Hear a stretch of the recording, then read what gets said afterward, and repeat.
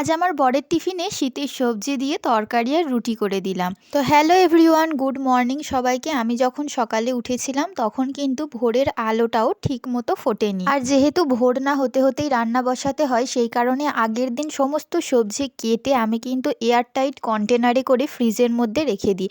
সেগুলোকেই প্রথমে সকালে উঠে বের করে রাখি, কারণ সবজিগুলো অনেকটাই ঠান্ডা থাকে, সেগুলো যাতে ঠান্ডা তাড়াতাড়ি মরে যায় সেই কারণে বের করে রাখি।